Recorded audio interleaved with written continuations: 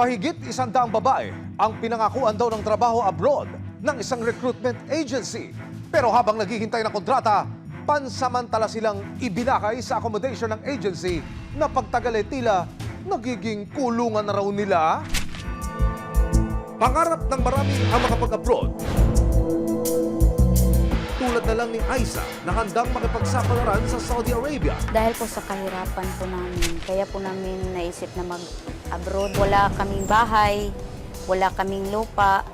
Yun po sana yung pangarap ko na marating namin.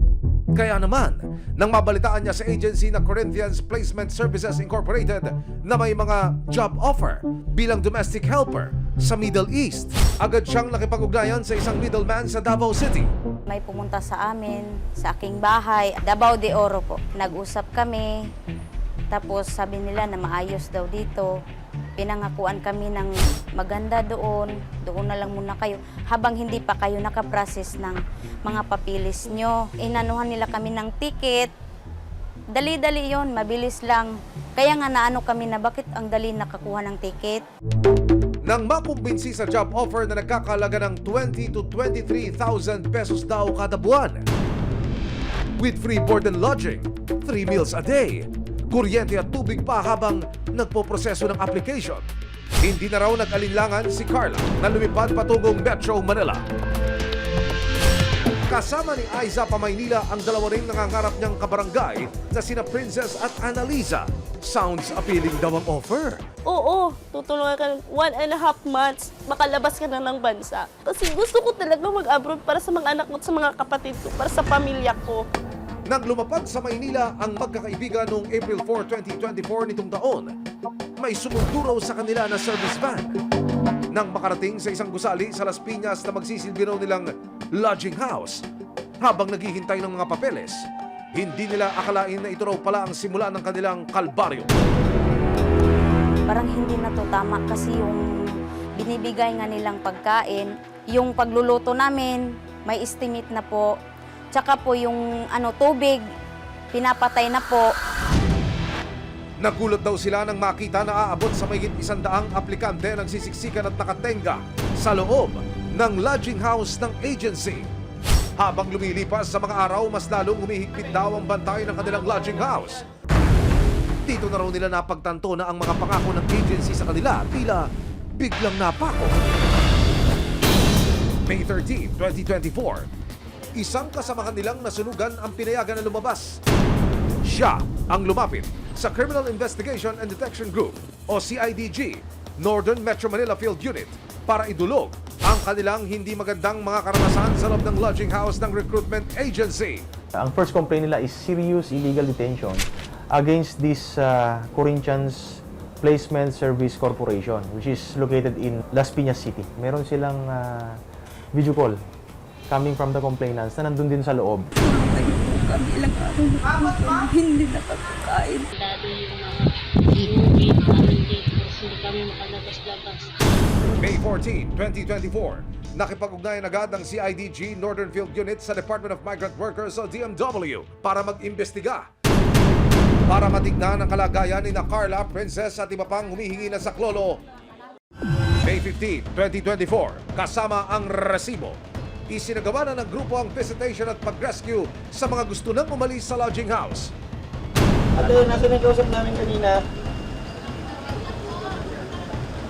Hindi, may tatanong lang kami. May tatanong lang naman. Yung manager, may tatanong lang kami sa'yo. Yung kanina kausap namin. Ilang minuto pa ang lumipas, dumating na ang representative ng agency. Sir, sino po sila, sir?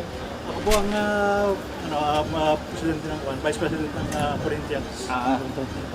Ano po yun, sir? Taga-CIDG po kami, sir, tapos sila, Opo. sir, mga taga... Ako taga-migrant workers po. Opo. Ngayon, meron pong mga nagko-complain na yung mga... Opo. Kanin po ito na hindi daw. Hindi pa po ano? Hindi daw pinalalabas, sir. Pwede po siya lumabas kahit anong oras. Nang buksan ang gate ng lodging house, napaiyak na lang sa tuwa sina Carla at mga kasama. Hindi daw po kayo pinapalabas dito. Opo, totoo po. Ano ba, lahat ng gusto magreklamo, labas? Opo, lahat po kami po. Huwag matakot! Lahat ng gusto lumabas! Ay, gusto na mo, uwi na, Malapit ka na, sa ano lang. Thank you, Lord! Nagpagawas Hawakan niyo muna, pare. Marami pa. Ay, tawagin nyo na. Hindi mo umuwi na, labas. Baka nag-iiyak ka rin dahil nagugulat sa inyo. Pero nanatili sa lodging house ng ahensya ang mahigit 100 pang aplikante. Umaasa pa rin daw sila na makakapag-abroad balang araw sa tulong ng ahensya. Kaya ang tanong ng nagpakilalang Vice President ng ahensya, what seems to be the problem? Wala naman sila problema. Bakit kayo nagugulo?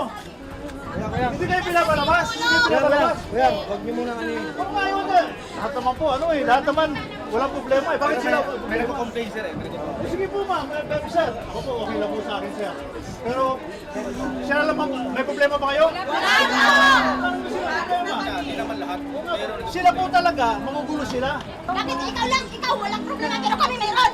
Meron kami problema kaya kami nagreklamo. Wala kami alam. Dinala ng mga operatiba ang 10 babae sa opisina ng CIDG para kunan ng salaysay.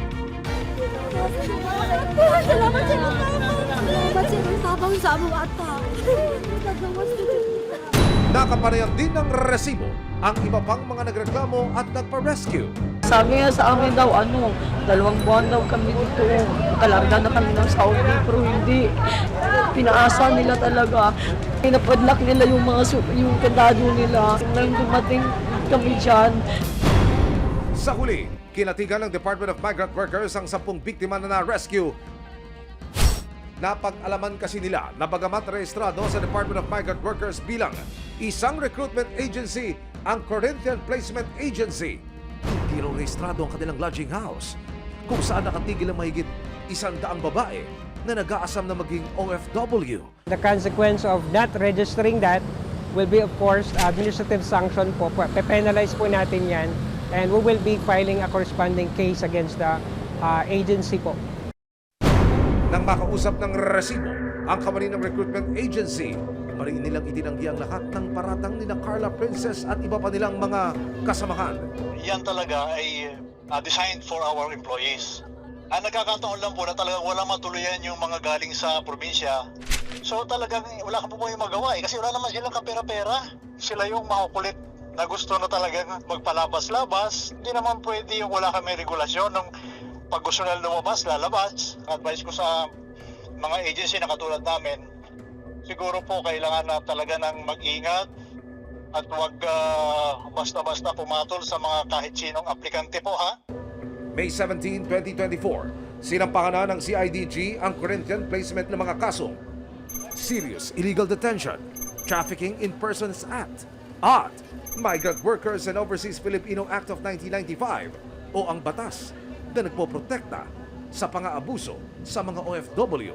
Kung mapatunayang nagkasala, naaharap ang mga taga-ahensya na sangkot sa kaso sa habang buhay na pagkakakulong. Salamat kami nakalabas na